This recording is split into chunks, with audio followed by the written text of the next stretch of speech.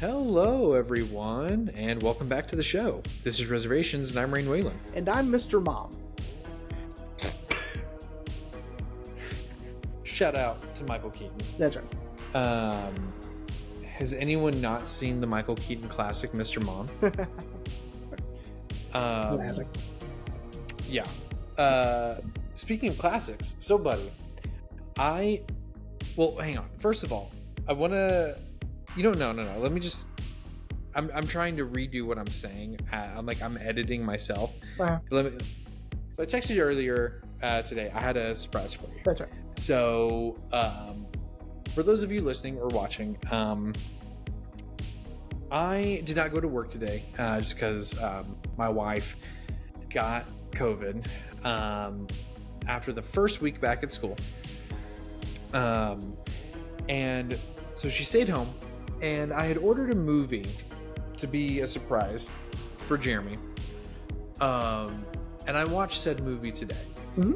And I told you I had a surprise for you, and I was going to do it live, so I can have your live reaction. Mm-hmm. I have not put it on the bookshelf yet because I specifically waited. But I did watch it today. Okay. And I'm going to be real. It was everything I wanted and more. So, if you remember correctly, I sent you a contract last week. Uh-huh.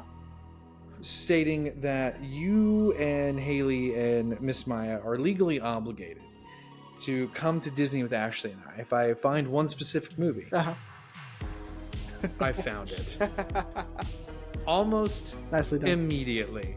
So everyone, if you're listening, it is the made-for-TV film called Disney's Tower of Terror from 1997, where they made a whole... It was before Pirates of the Caribbean, so it was the first movie ride that Disney had ever made with Steve Guttenberg and Kirsten Dunst. Yeah. And I gotta tell you, man, it's fucking ridiculous. I remember it being pretty good, if memory serves, which maybe... Well, watching it... okay, I'd never seen it. Oh, okay. So seeing it now with fresh eyes, like... It's painfully obvious it's a made-for-TV movie. And it's got a lot of story beats that are very predictable. Uh-huh. But you know what, man? I was like, best $20 I ever spent. Yeah. And Amazing. It came in like the white snap. It was a used copy that I found on Amazon. The disc has some minor scratches, but it played perfectly fine. No skips, no nothing. Right on. And it was it was pretty rad. I'm not even gonna lie. If I remember correctly, hold on, is like... Yeah, this is probably right. Like, I don't remember. It's been so long since I've seen it. Probably, 20 years since I've seen Tower of Terror. Is the little girl the old ass woman? The old woman is the sister of the Shirley Temple-esque character. That's right. That's what it is. Shelly Shine or something like Susie Shine or something like that. Hang on, is it on the back of the fucking thing? I literally watched it today. I swear to God, I'm not even like pretending, but there were so many insane names in this movie. Yeah, that a lot of them were like Steve Guttenberg's character's name is Buzzy Crocker. Not a nickname. It's a cool name. They make it sound like his name is legally Buzzy. But he's a down on his luck reporter, because to use a modern term, he reported fake news of a corrupt political official, which very topical today. Very topical. But ahead of its time. Back in really.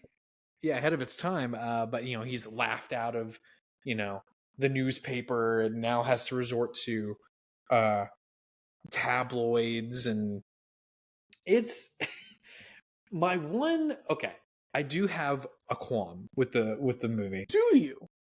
My one qualm is I wanted more like haunted mansion type stuff, man. I wanted more ghosts. I want more ghosts. And like, look, I get it.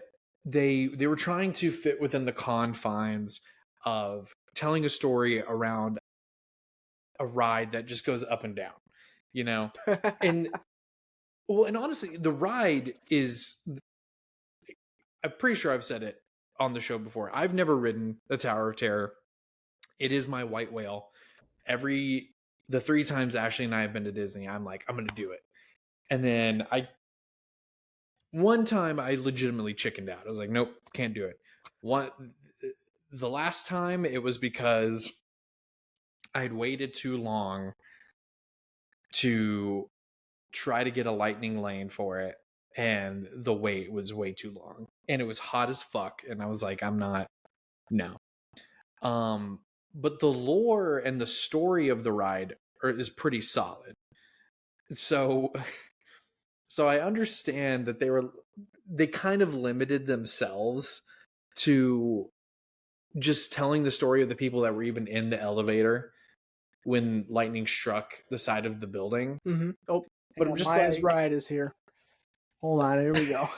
Ready, sweetheart? Here, get to go. Oh my goodness. Sorry, our producer had to get our other one. Our producer had to get our intern.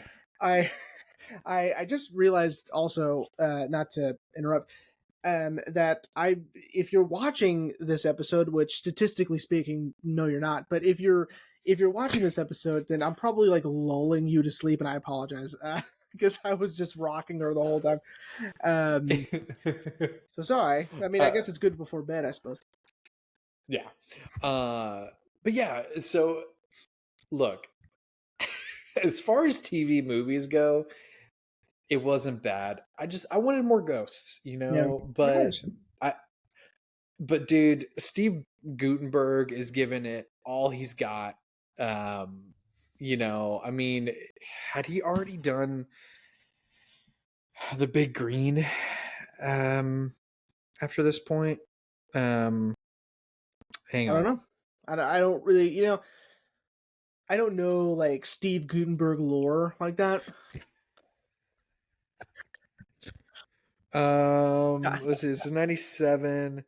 Yeah, he'd already done The Big Green, which I also love. I love The Big Green. It's essentially The Sandlot, but with soccer. Yeah. And in Texas. But yeah, man, you have no idea how excited I was. Like that I found it so quickly. Yeah. Like we were talking about it and you were like, yeah, but you know, good luck finding it. It was like not saying like it was my understanding that it was like out of print. Like, you know what I mean? Well, so and I distinctly remember we were talking about it months ago, and I checked and I was like, yeah, you can't find it anywhere. Yeah. And then we're talking about it, and I don't know, like I get on Amazon and boom, found it immediately and found a like new used copy for like $19.50. Amazing. And I was like, sold. And yeah, it came in. I was a little disappointed though it wasn't Prime. I have been spoiled by 2-day shipping, so I had to wait till today. It took it a week. Wow. That's a long time. Yeah, because I wanted it to come in last week when I gave you the quote unquote contract. Yeah. That way I could be like, when I was doing the whole like, you have to sign it. That way I could be like, well, I already found the movie, so we're fucking, you know. So I couldn't do I couldn't do that, but I was like, you know what? I even told Ashley, I was like, I'm gonna surprise Jeremy with it live, and of course my wife is half asleep right now, so she was just like, okay. But yeah, good job. Yeah. Good job. I'm surprised you didn't wait, you know, and that be next week's episode. You know what I mean? You know, dude, I was like, all right, how am I going to bring this up? I was going to be like, yeah, guys, forget what we're talking about today. We're talking about Disney Tower of Terror. But yeah, buddy. Now I need to send you a copy. Yeah. Especially considering that Yeah, and it also it has the I mean, it's printed on the thing, but it has the wonderful world of Disney right there. Great. So yeah, man. So you know it's legit. Although I'm a little disappointed, no previews The on the beginning previews. of the disc. Oh, Yeah, no no previews. previews. If anyone remembers, almost every Disney DVD, whether it be like Disney Channel original movie or theatrical release, or even Disney's direct to DVD Mhm. line, it always had previews. Yeah. This does not have previews. Interesting. Like it goes right to the main menu and that's it. No special features either. I'm a little disappointed in that. Yeah, but here I am critiquing this almost 20-year-old movie. No director's commentary or Steve Gutenberg commentary?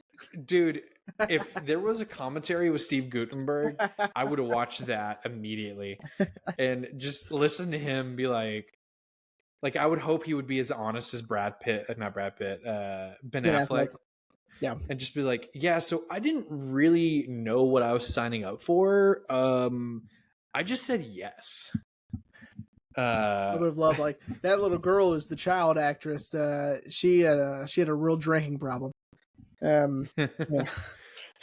He's just talking shit about Kirsten Dunst. He was like, she does fucking Interview with the Vampire, and now she's thinking like she can upstage me now. Like it's bullshit. She's like, I did Police Academy. All right, man. I know my way around Hollywood. Anyway, good job. Thanks, buddy. Yeah. Yeah, I need to send you a copy now. That way, y'all can watch it, and you can expose Haley to. That's too scary. She'll think it's too scary. Dude, honestly though, I could foresee her being the opposite, being like straight up, being like, Jer, what the fuck are we watching? She surprises me sometimes with the things that she ends up liking. I'll be so worried. Like we'll watch a movie and I'm like, oh, she's just gonna hate this. Like, I feel so bad that I love this and she's gonna hate it. And then she goes, oh, I like that. I'm like, oh shit. Which, as you've told me on the Haley Blair scale, that means it was really good. Yeah, that's a 5-star. Yeah. I liked it. Well, that's a 5-star. Yeah. It's like over 5. I mean, it's like you can't get better than I liked it. That's what Rotten Tomatoes needs to change to. Instead of like percentages, being like, yeah, I liked it. Yeah, it's the Haley Blair scale. Well, buddy, with that being said, now that we've discussed the 1997 made-for-TV film, what are we talking about today? So, I'm excited. So today, we are discussing the 2005 medieval epic, specifically the director's cut of Ridley Scott's Kingdom of Heaven. Yeah, so as I said in the tease last week, it is really funny that you picked this because we were kind of talking about this movie not that long ago, really. Because I think what it was, I'd seen a clip on Instagram because I get recommended like scenes from movies a lot, from like the film Instagram pages, and a few scenes had come up for this, and I was like, what is this fucking movie? Because both scenes I saw were just about Edward Norton. Oh yeah. And I was like, what fucking movie is this? And I did a little digging, and I remember when this movie came out. Yeah. Same. Because I remember confusing it with multiple times King Arthur with Clive Owen and Alexander, also from Ridley Scott. Yeah. No, Alexander is Oliver Stone. Oh, it is? Yeah. I thought it was Ridley Scott. No. Did they come out around the same time? Probably. Wouldn't put it past him. Alexander came out in 2004, so the year before. Okay, so that makes sense, yeah. And King Arthur came out also 2004. So. Okay. Yeah, because I remember when this movie was, I think I saw like a trailer for it one of the times my parents took me to the movies. I was just like, I don't. But yeah, so the short of it was, this was a first watch for me. Mhm. Was it also a first watch for you? Yeah, yeah. Okay. Um, I I remember when it came out, and I wasn't really that interested. Um, I mean, 2005. I was 12. You know, um, Yeah. it seemed kind of dull to me, to be honest, back then. Um, 12-year-old Jeremy, like, yeah, I don't know about this. Seems medieval kind of stuff, boring. gross. Um, but years later, when I met Keegan, and we, got talking movies and whatnot. That's one of his favorites. He goes, man, it's Cool Hand Luke and it's Kingdom of Heaven. Those that was his shit. And I was like, all right, maybe I'll check it out one day. And that never came. So the film got a 20th anniversary 4K release this year, and then they couldn't keep it in stock, right? So Hmm. they would release it and it would sell out in like an hour or something, online, and you couldn't find it in stores. Um, and then the stuff you could find online, it's marked up like 3 or 4 times as much, right? Um, so I was like, man, this movie, people must really like this movie. Like, this is crazy. Um, and then I had heard about the differences between the theatrical cut and the director's cut, and this is one of the first times when I remember hearing it's like, you have to watch the director's cut. Do not watch the theatrical cut. It's not even worth it, right? And that was intriguing, right? Um, they come to find out, yeah, they're super different. Um, it's hard to find reviews from the time, because they're all negative, basically. Yeah. Um, for the theatrical release, I mean, it's not terrible, right? But it's not right. Um, it's missing so much. And people could, I guess, tell, you know? Um, Hmm. I heard one person, I was watching a video, and they were like, yeah, they forgot to put the movie part in the movie that, you know, um, and that's really interesting, because hearing about the differences, and what was left out is just astonishing. Um, and we'll go over some of that. But man, I loved this. I loved this movie. The director's cut, of course. I didn't watch the theatrical cut, but Yeah. God, it was amazing. Um, Keegan, he was right, and I should have listened to him like 10 years ago when he told me that. Um, but yeah, I loved it. I thought that it was so epic and grand in scale. I thought that the performances were remarkable. I thought the motivations of the characters was interesting and well thought out and well calculated. I thought that Edward Norton completely steals the show. I thought he was just incredible as King Baldwin the fourth, um, and without even showing his face, um, just amazing. There's a couple of scenes in this film that I will think about forever, and that I think are some of the best scenes I've ever seen in movies. So, man, this was great. What did you think? Yeah. Okay. I'm not disagreeing with you. I'm going to preface that now. You can if you want. It was very epic. And I say this with all the love in the world for Ridley Scott. This felt so daunting. And I think it's because the history and the mythology of the Crusades has always felt very daunting to me. Like I understood the point of the Crusades of, you know, uh, the specifically the Third Crusades, which was what the movie's taking place in, um, where it was three different kings all trying to reclaim Jerusalem. It just felt very daunting. Now, granted, we are seeing a fictionalized version of it. Um, but yeah, it was very daunting to me. And I also watched obviously the director's cut, and when it came up with an intermission, I was like, "Oh Jesus Christ, we're only halfway through the movie." Um, but I didn't dislike it. It was just very it was a lot. It was a lot of information. Sure.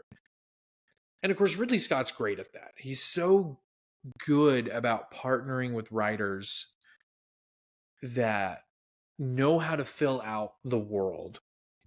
Because you're right, every character had their motivations, and I understood those motivations, but it just oh at parts I was like, it's too much. It's too much information at this point. Because you've got Geese, you know, wanting to take over Jerusalem. You've got Right. Ava Green, who's trying to maintain this peace. You've got Orlando Bloom, who is just, trying to live up to his father, Liam Neeson's ideas of a quote unquote perfect night. And then fucking Jeremy Irons is there. And like, holy Jesus. But again, that's not to say I didn't like it. And I don't think I would have liked to seen the theatrical release. Mm-mm. Now having seen the director's cut, especially considering, and I'm sure we'll talk about it, that this is how Ridley Scott truly sees this movie. But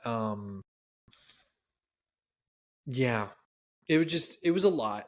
But I also was like, man, Ridley Scott knows how to make an epic. Yeah. Look at Gladiator, and then look, more recently, The Last Duel, Yeah, which I still haven't seen. It's good. But with that being said, buddy, try your damnedest to Sure. summarize this movie. Okay. Well, the movie follows Balian. Balian is a blacksmith in Europe, and which in real life, no, he was not. But we'll get to that. Balian is found by his father Godfrey. Godfrey is the father he didn't know of. So Balian is his bastard son. Which back then, obviously, it's a bigger deal. And he is on his way to Jerusalem for the Crusades, right? Mm-hmm. And in his team is the hang on, sorry, is the Hospitaller, played by David Thewlis, who, come on, right? Yeah. He becomes really important later. We'll get to that, but Balian is struggling with not only his faith but also his grief, as he has lost both his unborn child and his wife. His wife committed suicide after they lost their unborn child.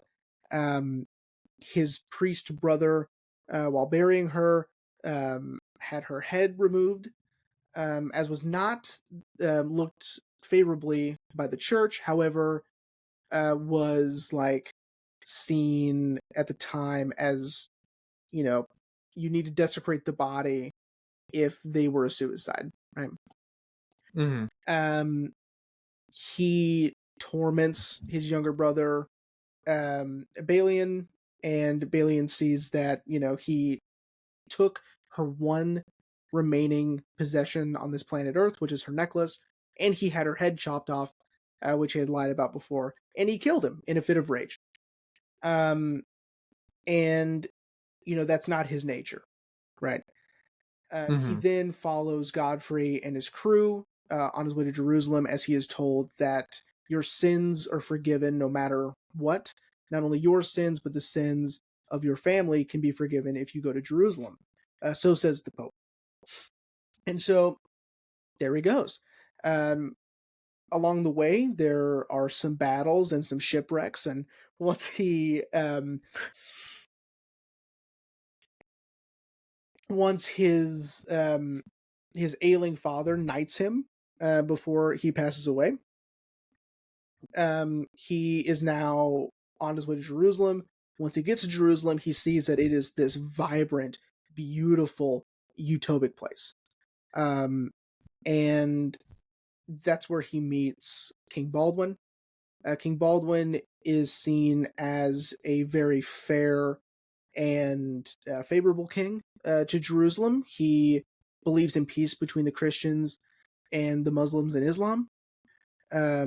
He believes that there is a Jerusalem for everybody.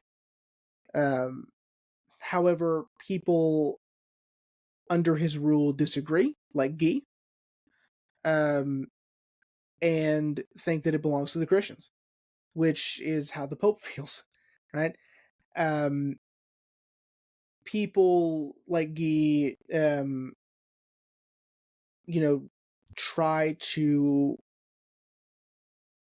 egg on a war with the Muslims and with Saladin, the leader of the Muslim army. Baldwin does everything he can to stop it. His sister has, I know there's a lot of people, and you're right? Yeah. His sister, played by Eva Green, Sibylla, sorry. Sibylla has a son from a previous marriage. She is married to Guy. And he will be the next ruler of Jerusalem. So after King Baldwin dies of his leprosy, his nephew is sworn in as king. I forgot the word for that. His coronation. Coronation, thank you. He is coronated as king. However, shortly afterward, it is suspected that he is also infected with leprosy, and that he will soon fall to the same fate as King Baldwin IV. And so, to keep him safe, and because not only is he, infected with leprosy, but he's also extremely young, right? Mm-hmm. So he is obviously very vulnerable, and so she makes a deal with Guy that if her son has his army, then she will stay his wife, and he can rule Jerusalem, basically, right? Mm-hmm. Well, that was a really terrible idea, because Guy now has declared war on the Muslims and Saladin, right?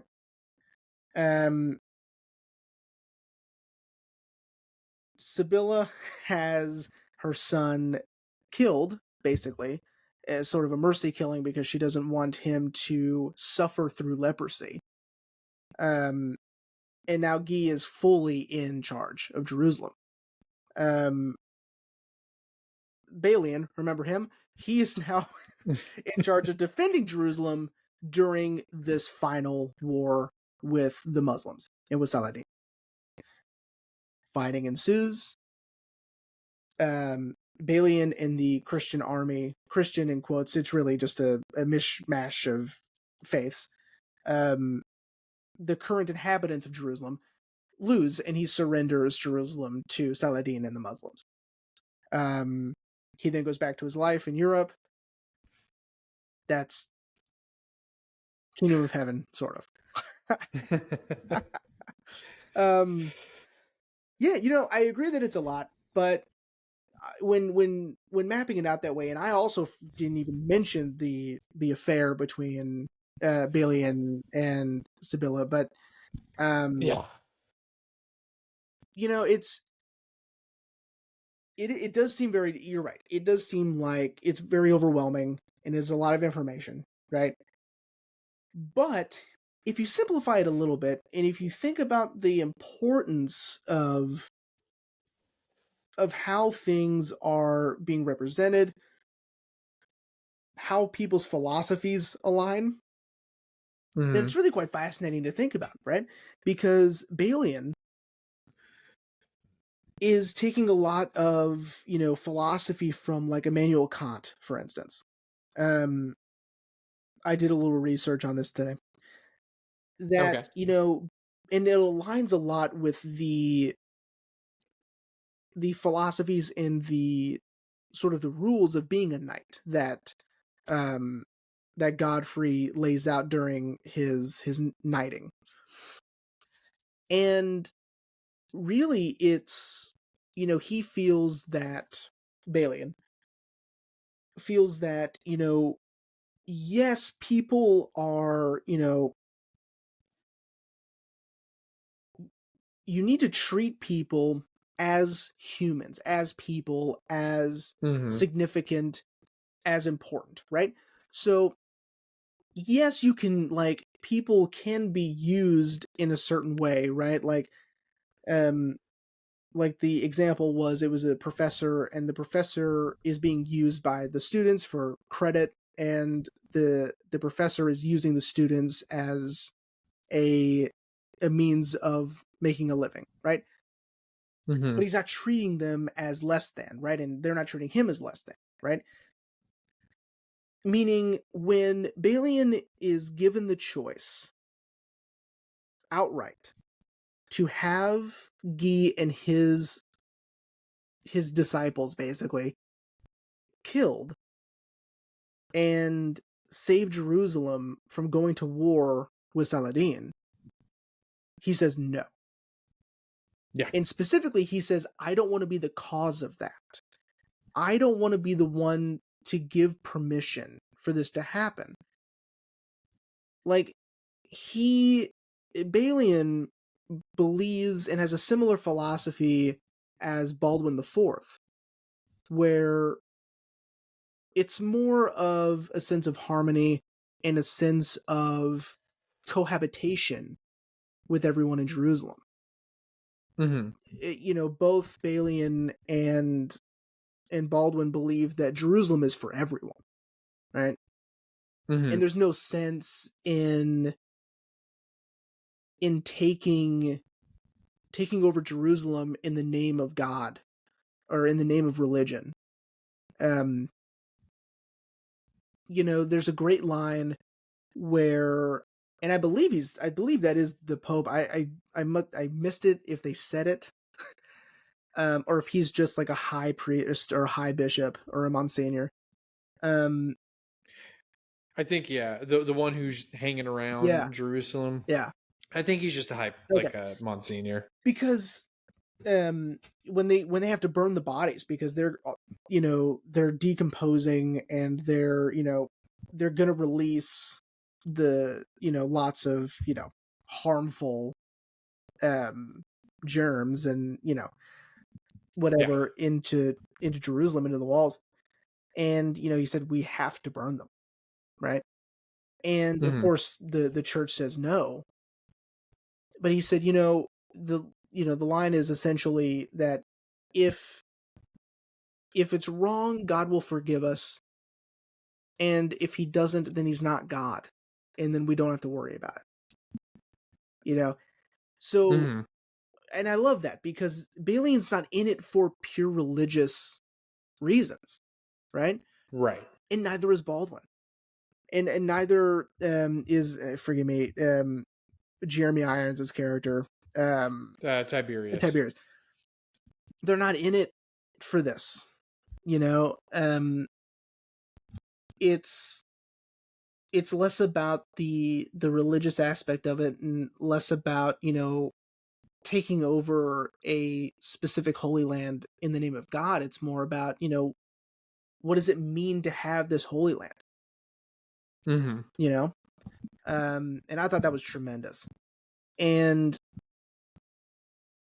I think what the perfect example to define Baldwin and his character is when he meets with Saladin and prevents a war.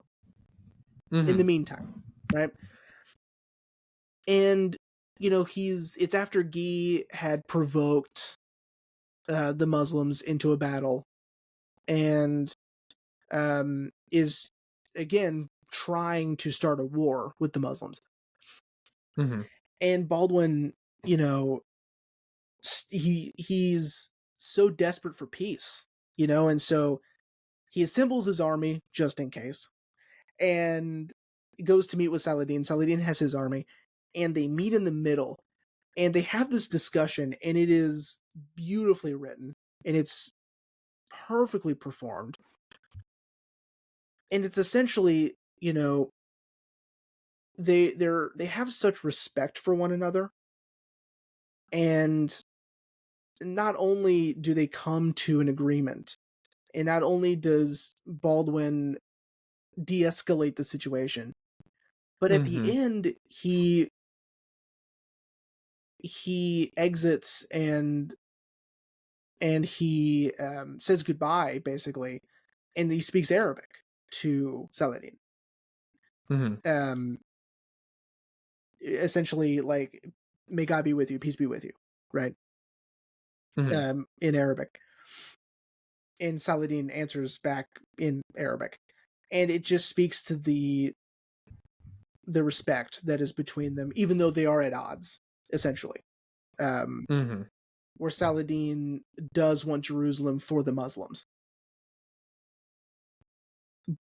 but there is that sort of camaraderie between them. And I was watching a video with a historian that was saying that that was common for leaders of these armies and leaders of these nations to even send gifts to one another during war, and during battles, because they just, they understood that,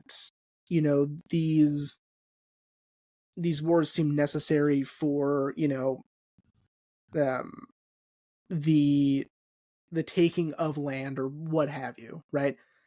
Hmm. But they don't hate one another, which is so interesting to me. That they still have that respect and that camaraderie and that sense of, in a way, brotherhood, I suppose. But Well, and even Saladin tells Baldwin, like, "I'll send my physicians to you." that's right.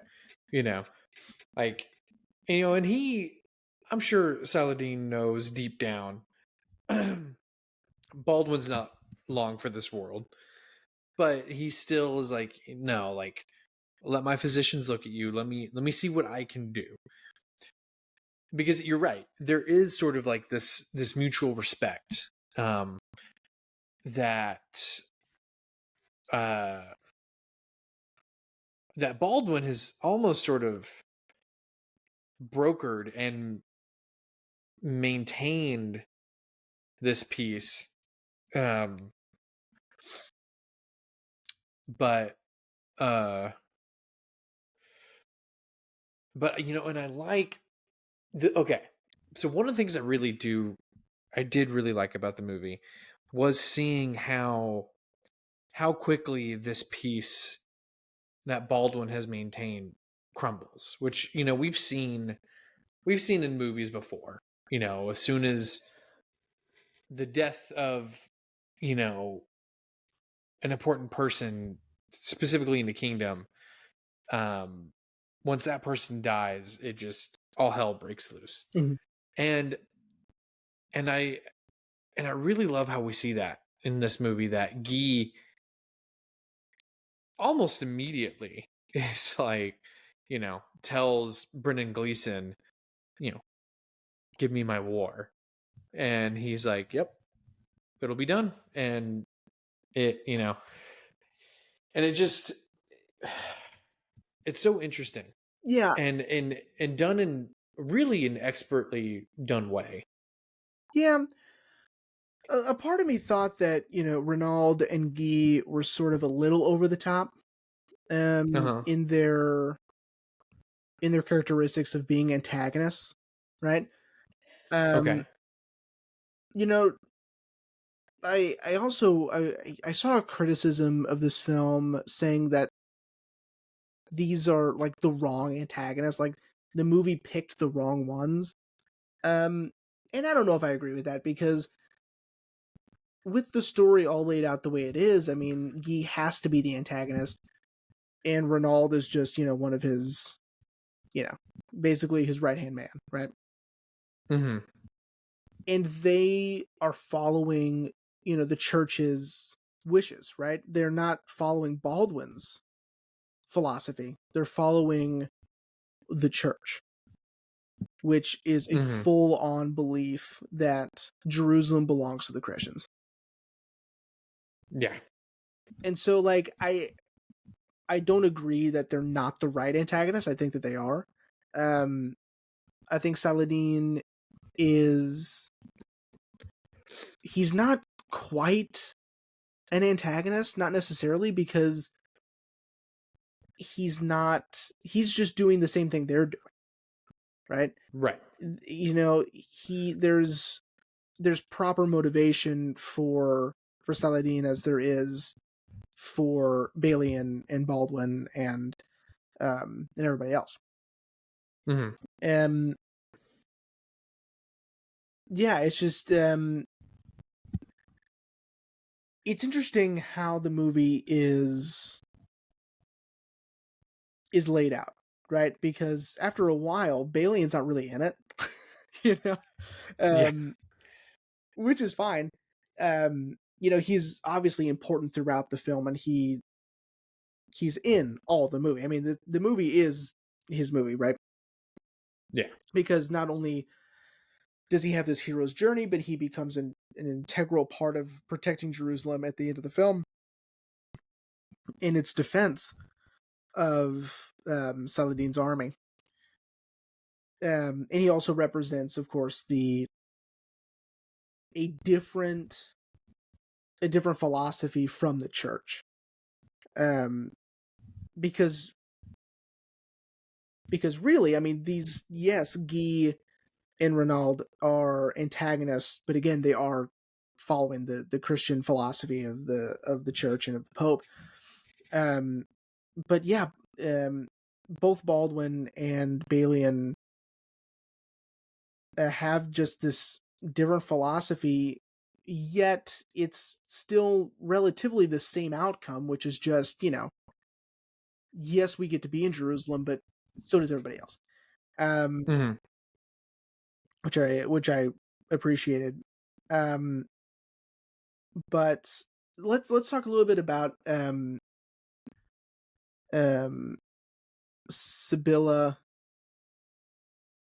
and her son. Okay. Okay. So in the theatrical cut, her son is not in the movie.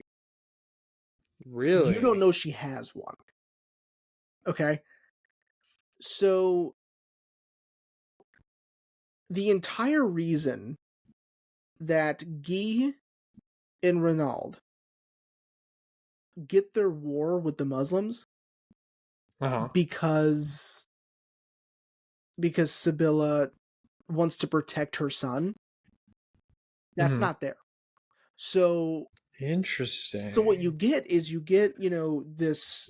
this woman who's just like just flip-flops and just like, okay, go Yeah, ahead. the whole movie being like, Yeah. yeah, no, I'm not gonna let him do that. Then, Which doesn't make any sense, right? yeah. And it's just little stuff like that, right? Like Michael Sheen is barely in, like, he's barely in the movie to begin with, but Michael Sheen is really barely in the theatrical cut. You don't know that they're brothers. That's number one. That scene is cut out entirely. And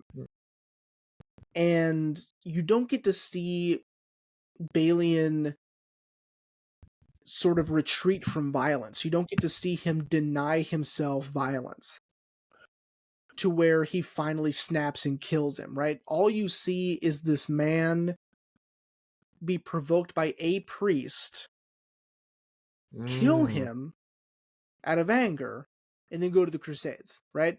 And Yeah. then sort of like have this this crisis of conscience about violence when it comes to Guy and Renaud, which doesn't make sense if you watch that version. If you watch that version, you're like, well, he just killed that priest. What does he care, right? Yeah. You don't get the full character development. You don't get the full motivations that these characters have, which I think is insane. No wonder no one liked it, because it doesn't make any sense.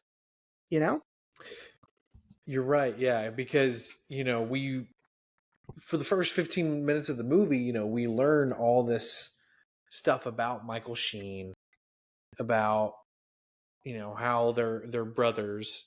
I actually read, and I kind of wish it would have been stated more, but they were apparently half brothers.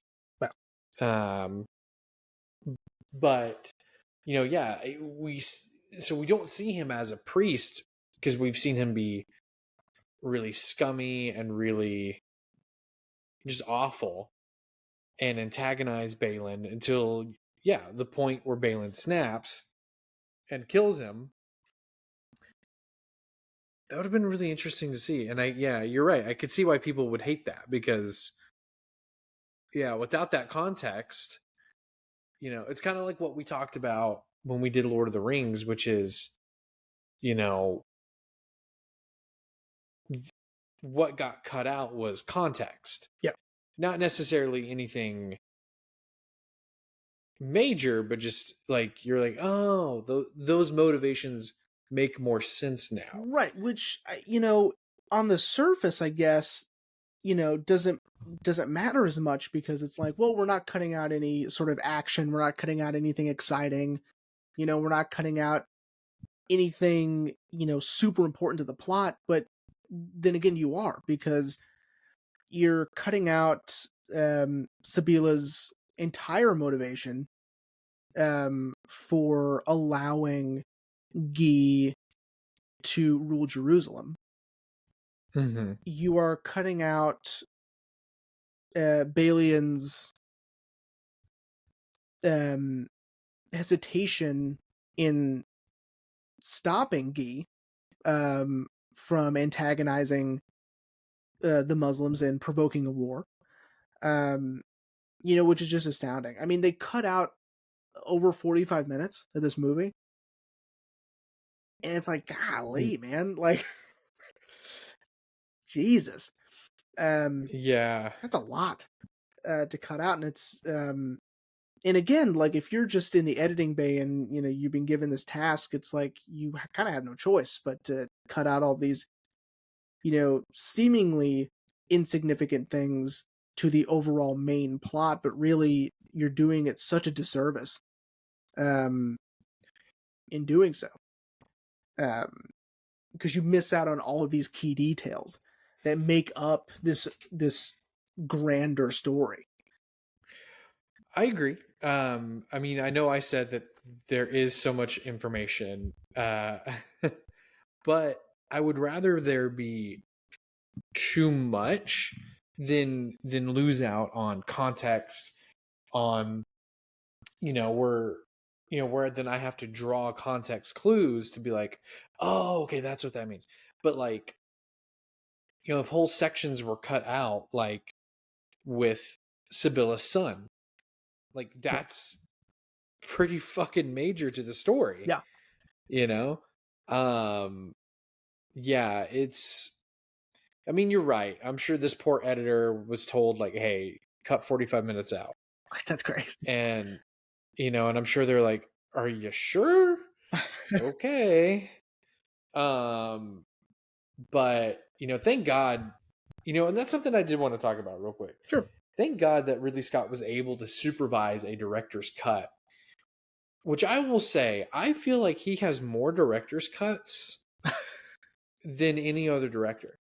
And 9 times out of 10, he considers the director's cut to be the definitive version. And also, why the fuck does Hollywood keep telling him to cut his movies back? I don't know. Like, it's fucking Ridley Scott. I know. Like, let's see.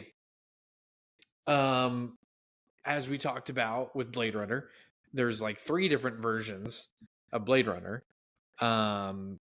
but of course, the final cut is, Ridley Scott considers that the definitive cut. Um, there's there's a director's cut of Robin Hood. So let me also put this into perspective for you. Okay. So Kingdom of Heaven, okay? Okay. He's like, this is the movie. He had just done back-to-back Gladiator and Black Hawk Down. And then and they No still were like, shit. I don't know, man. And I kind of in a way I get it, because this is a gigantic movie, right? But Right. it's also dealing with religion, right? And not only religion, but we're dealing with Christianity, Islam, Muslims. And this is in 2005. Okay, so we're 4 years post 9/11. Yeah. So in a way I understand in that context where studios are sort of like, yeah, maybe let's not, just for a little bit. So I can kind of see that. But yeah, it's also a first-time writer. This is his first credit. Really? Yes. William Monahan. William Monahan would later win an Academy Award for writing The Departed. Oh shit! Yeah. Shout out to our Departed episode. But not much after that, if I'm being honest. What if that was the goal? I just want to win an Academy Award. Yeah, then I'm done. Cool. Got it. Done. It's over. Yeah, I did a few things after that. Nothing crazy. But yeah, okay. Let's talk about Balian for a second.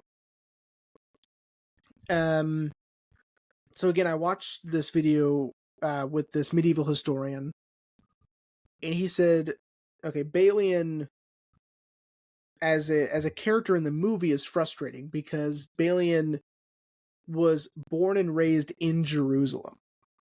Balian was a knight, right? Like he didn't just stumble into this. Like Balian was raised to be a knight, which I thought was really interesting. I think taking a real life person, you have the information you have, and then you can sort of manipulate it to tell a different story. In this case, a true hero's journey type, story arc, which is important for, just storytelling and filmmaking in general. But it's interesting to take a real historical figure like Balian and then make up stuff like his father's name was Godfrey. Nope, that's not true either. And he was a blacksmith in France. Yeah, it's like nope. And when you think about it in that context, then like Baldwin's immediate trust and connection with him sort of doesn't make sense if he's a blacksmith from Europe, because he's like, why is he telling him all this? Why is he trusting him with all this military intel? And why is he entrusting him with all of this? He just learned how to fight with a sword not 2 months ago. But again, this is that classic hero's journey. It's the classic, let's take our humble hero and then have him rise to this spectacular occasion, right? I can forgive that. I honestly, like, it doesn't bother me. It may bother some that this isn't historically accurate, although Ridley Scott has been on record saying, I don't care if it's historically inaccurate or not. Most recently with Napoleon, he doesn't give a shit, right? I didn't see Napoleon, but I heard some of this stuff is pretty egregious. The inaccuracies. Yeah. But again, that goes back to what I was saying is like, why is Hollywood trying to control him, you know? I don't know. Just let the man make his movies. But I think what this movie does that's really interesting is how it depicts religion. Mm-hmm. And I don't know, I thought it was really interesting because again, it has this sort of, especially with Balian, and I keep going back to Balian and Baldwin, of their sort of philosophy and their sort of religious um, ideologies within Christianity. But then you have um, the Hospitaller, right? Mm-hmm. And the Hospitaller is so interesting. Yeah. Again, David Thewlis, holy Jesus, I mean, Yeah, dude. remarkable. Dude, shout out to David Thewlis. So good, man. I love him so much. Because he also has a very interesting philosophy when it comes to religion, where Mm-hmm. he's not in it for that, which, his line or his monologue about religion is like, he has seen religious people, he has seen murderers, murder in the name of their religion. He has seen, evil men do things in the name of their religion, and so he doesn't believe in a religion. Which I thought was really interesting because a Hospitaller is a priest knight. They are both priests and knights simultaneously. And there's a theory that he is an angel that is looking on the Crusades as sort of a heavenly spectator. Which he does sort of have that otherworldly quality to him. There were times that I thought he was a manifestation of Balian's subconscious. Like when he meets him out in the desert, I thought that was sort of surreal. Like how I didn't even know he was there. You know what I mean? Yeah. He just shows up out of nowhere. I saw this thing where, they were trying to say, yes, he is, and here's the evidence that he is an angel. And it was such bullshit. And so, like, no. You know what I mean? Like, I didn't agree with any of it. Like, he can subtly represent that sort of heavenly sort of supernatural like figure, and that's fine, but I don't think that that's necessarily true. I think that he is just a I don't know, I think he represents sort of these different perspectives on the philosophy of what Jerusalem means to everybody, and what the Crusades mean, and what the purpose and what the overall goal is for the Crusades, and how he feels about that. And I think that's fine, right?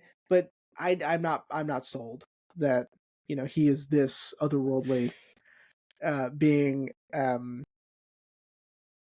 Although it's a cool idea, but well, and especially because he fucking dies. he does. Like, yeah, we see him amongst the dead after that big battle that Balian warns Guy not to do. And the camera intentionally points him out. Yeah. So unless he was just doing it as like as a way to motivate Balian, and then after they leave, he's like, all right, like gets up, Yeah, I don't buy that, but I love his character. Yeah, because he's it's almost, I mean, I do also like the idea that he could be this otherworldly presence, because he does tend to show up when Balian kind of needs him the most, Mhm. and needs sort of like this sage wisdom and Mhm. advice. Um, and then, goes off to fight in that big battle and, doesn't survive. Which Balian even tells him, like, you're riding to certain death. And even then still gives him some sage advice and says, like, well, all death is certain, like, Yeah. it doesn't matter if I die here or die later, like, all death is certain. And but yeah, I mean, but his character is so interesting, because it's almost like, when we first meet Godfrey, it is sort of like he's picked up this kind of like collection of fighters within his group. Mhm. you know we've got the German guy. Yeah. We've got the man from, I don't want to assume, but I believe Africa. And then you've got David Thewlis, so it is sort of like Godfrey has kind of like picked these people up in his travels. And that's also really interesting, because it's like, I want to kind of know, when did you meet these people? They do sort of. They seem to be outlaws in a way, because the the people that they are ambushed by is law enforcement in the woods. So I think they Oh all yeah. assume like they're outlaws, you know. Did you know who that was, by the way? His nephew. No. That's Nikolai Coster-Waldau, who would famously go on to play Jaime Lannister in Game of Thrones. Oh, look at that. Who would also kind of play a bit of a prick in another sort of medieval show. And then they just ruin his fucking character arc. But this isn't a Game of Thrones Yeah, episode. I wouldn't know anyway. So but yeah. Yeah, David Thewlis, the how did you say it? Hospitaller. Hospitaller is very interesting, because I also like that his uniform is, reminiscent of the Templar order, but his is black and white rather than white and red. Yeah, the Templars are Guy and Renaud. They're Yeah. part of the Templar. So okay, so I want to talk about this real quick. Sure. Speaking of like obviously the major religious aspect of this film, is that what little I didn't do a whole lot of research, because I was just like, I'm gonna just take this movie at face value. To research all the religious aspects of the movie also seems very daunting. And also, I personally would be worried about threading too close of a line that teeters one way or the other. But I did find something that I don't necessarily disagree with. I disagree with what they were saying, but I agreed with one thing, which is that, I don't remember who said it, but this one professor said that the film doesn't paint Christianity in a good light. And that I agree with. He was saying it as sort of like a negative, but I'm like, I'm pretty sure these fucking Templars did the shit that we're seeing, you know, and using the guise of like, well, this is what God wants, Right. Which of course that's a conversation for another day, but that's essentially what the Crusades all was. Mhm. Was just an excuse. Like, well, God deems it so. But anyway, again, that's that's a conversation for you and I to have off mic. But I did agree with that the movie does not shy away with really showing the Christian aspect of the story in not a good light.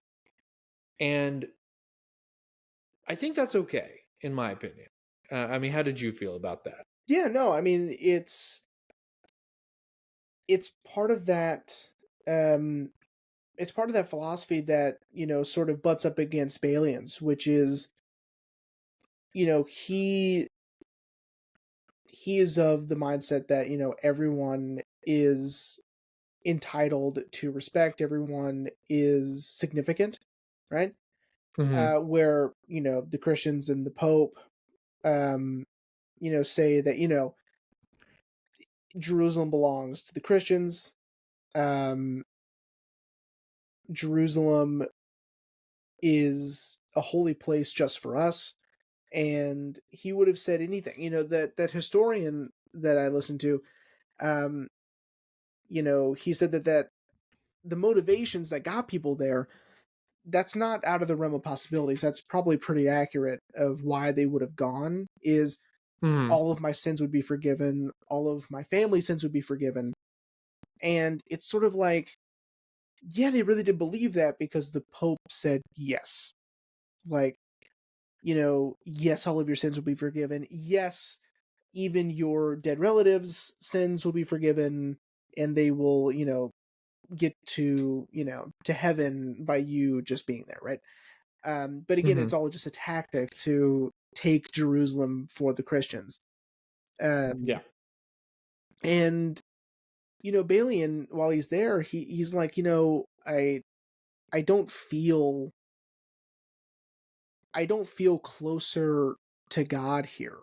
Like, even at the site of the crucifixion, even at the site, these really holy sites, he's like, I don't feel closer, you know, which sort of,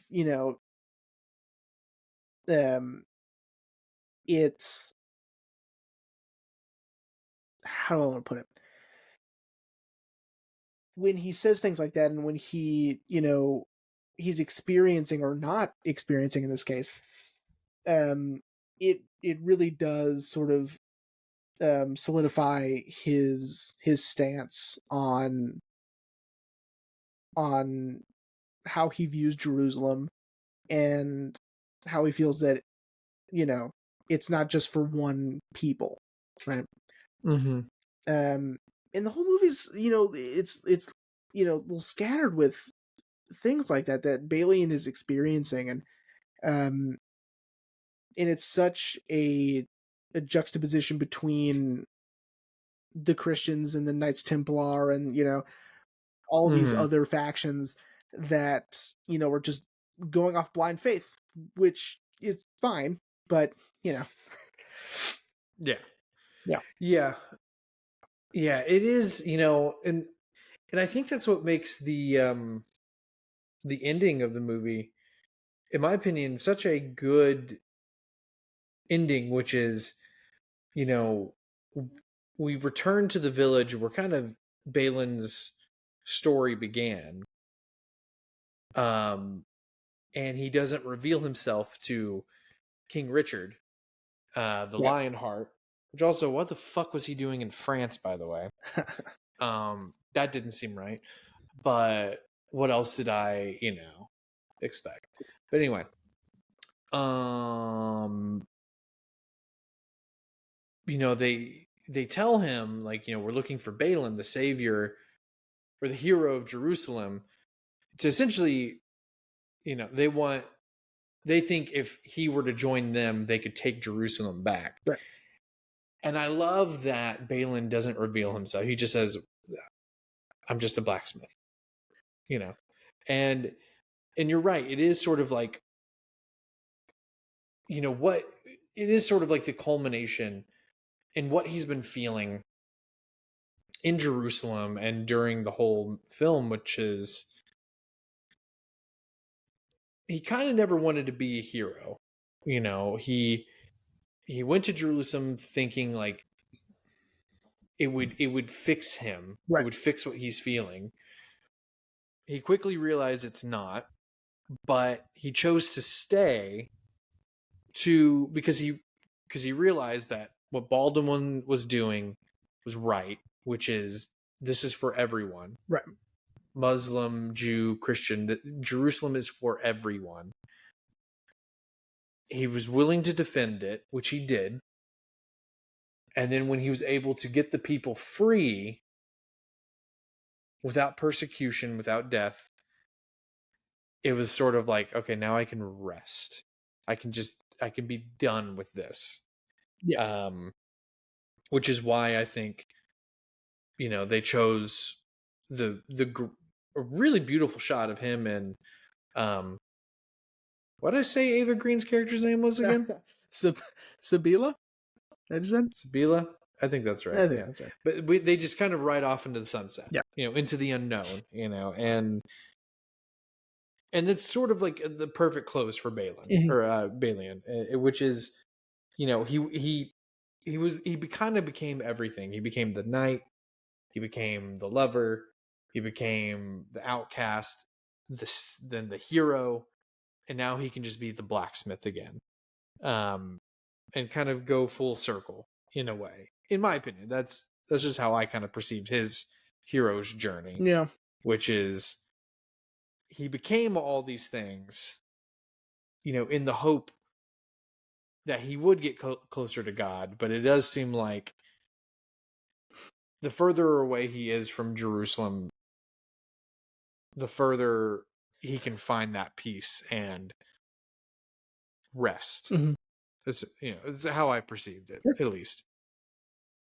Yeah. Yeah. I mean, I felt like, Balian just thought, in the film Balian, yeah, saw that it's just a never-ending cycle of violence, in the name of God, which is counterintuitive to Christianity, the way he views Christianity.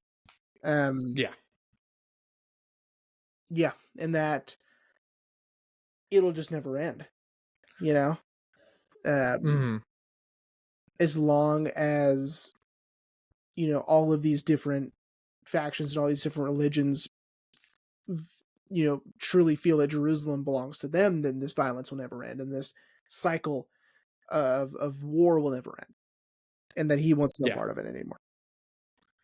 Yeah, because again, to him, Jerusalem is, it's nowhere, it's nothing special than where he is right now. Again, like he had said, in the film, that he went to all these holier than holy sites in Jerusalem, and he felt no closer to God than he did before. So to him, Jerusalem is just a place. And all it's bringing is more violence. Right. So, I mean, it is a special place. He saw that, with under Baldwin's rule. But beyond that, that it could have been this very special place, but right. Yeah. Without someone like Baldwin in power, it'll never become that. Right. Yeah. Well, with that being said, buddy, are you ready to wrap up? I am. I appreciate these, these choices when making medieval films like this, to use adult actors to play these parts, when in reality, Baldwin, I don't even think made it to 20. Yeah, I think in my reading he wasn't very old. He was a teenager. I mean, so it's so interesting, when we have these historical figures, and when we are seeing, these adaptations of these events, it's like, what would it look like if we had accurate representations of their ages?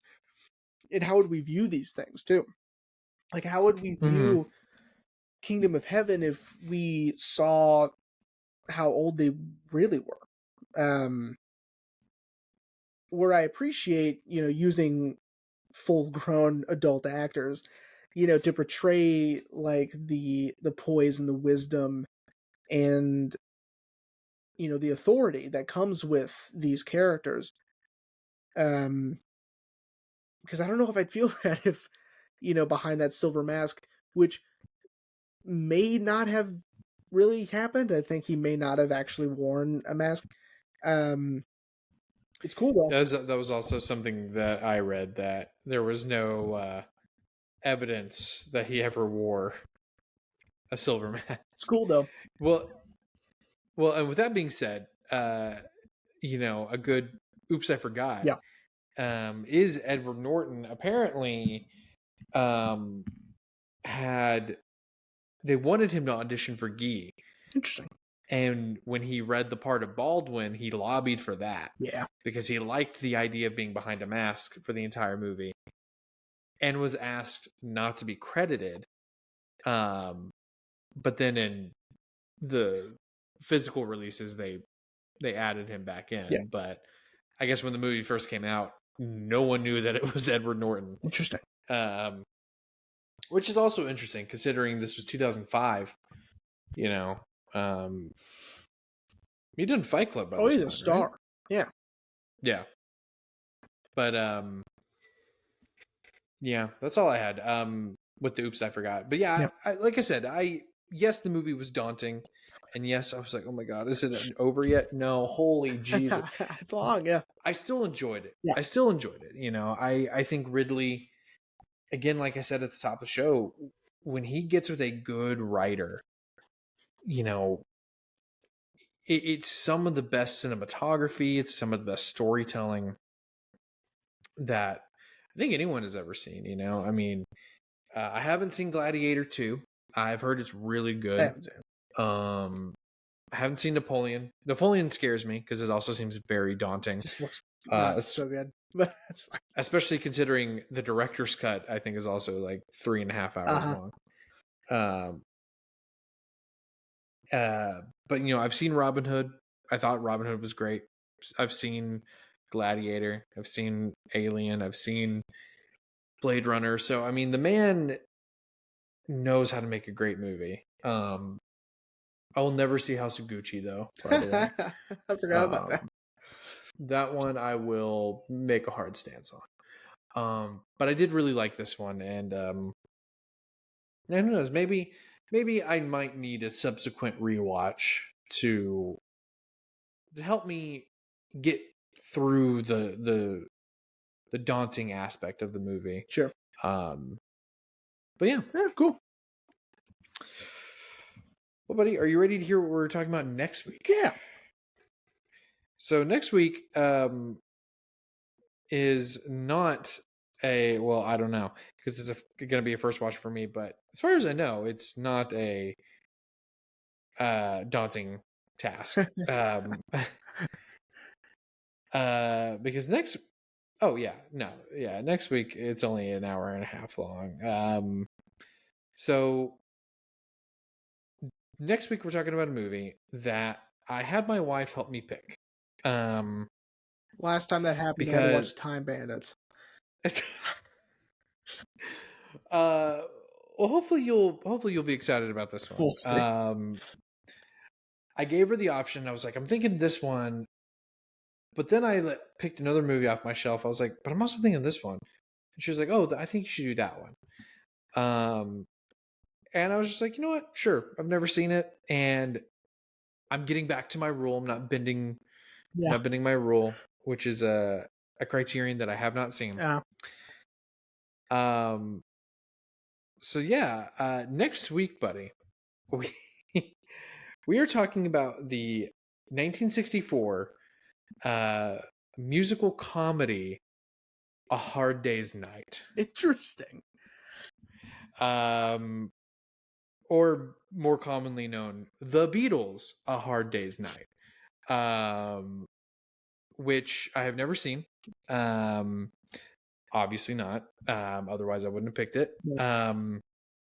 But I love the Beatles, and I was so jazzed to find the 4K that I have, because I remember when it came out, it was, now of course it's very easy to find, but at the time I distinctly remember Criterion updating the website saying it was out of print. Oh, interesting. Because they had sold out of it so quickly.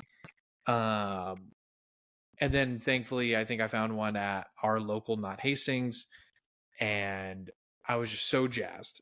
And I don't know much about this movie other than the fact that this was at the height of Beatles mania. It sparked like the first movie that they ever did, the whole band, which I'm hoping, fingers crossed, that Criterion will eventually release Yellow Submarine. I'd love to own that shit. And then also what's so interesting about this movie is that this movie was the inspiration for a potential Marvel movie. Peyton Reed had pitched to Marvel a Fantastic Four movie in the style of A Hard Day's Night. Interesting. Yeah. I don't know what that means. So I would assume it was going to be very like 60s style, which is interesting because it's kind of the version we got now in reality. But yeah, buddy, what's your thoughts, feelings, and opinions on that? I've seen a clip of Hard Day's Night with them on the train, and it's pretty funny. So have I. The Beatles I think that's just... The Beatles are funny. I mean, you know, I've seen clips of like their press tours and their press conferences, and they're funny, man. You know, I'm trying to think of the actual quote. There's there's one where like George is asked something, and like, you know, I don't, you know, whatever. I'll figure it out. I'll find it and I'll let you know. But like they would sort of troll their like the reporters and like the people trying to write stories about them. There's a interesting story that I hope it's true. It'd be really interesting if it was. John Lennon had found out that they were teaching courses in college on lyrics, on Beatles lyrics. Okay. And he didn't like that. He didn't like that people were sort of scholastically analyzing lyrics that he wrote. Like he didn't like that, and so he wrote "I Am the Walrus" because it's complete and utter nonsense. And he goes, "Analyze that," you know. Like, good luck. And you know, it's just like, you know, just to be a dick, you know. Yeah. I've gotten a little less, you know, I've grown less fond of the Beatles as time goes on. I loved them in high school. I mean, they were like my favorite band in high school. And I distinctly remember you having multiple Beatles shirts. Yeah. And then, you know, I think it was like Stephen King who said, you know, you grow up, you love the Beatles, and then you really grow up and you like the Stones.